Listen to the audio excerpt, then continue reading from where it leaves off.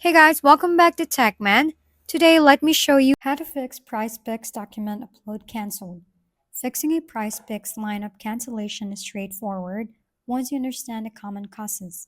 First, if your lineup was canceled but not by you, it may be due to ineligibility from TNPS rules. For example, if your lineup only has one remaining pick or all players are from the same team, it will be canceled and refunded.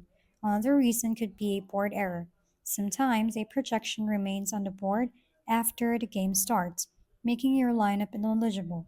This applies to partial game projections like a second half or fourth quarter if left past the intended start time. Additionally, PrizePicks reserves the right to cancel any active lineup at their discretion. To prevent cancellations, make sure your account is fully verified and you follow all prompts correctly. Double check that all players in your lineup are eligible and that your selections comply with the rules. By avoiding these errors and monitoring updates, your lineup should remain active, letting you participate without interruptions and enjoy a smoother experience. If we've been helpful, kindly give us a thumbs up and don't forget to hit the subscribe and bell button for more contents. For any questions and suggestions, comment down below.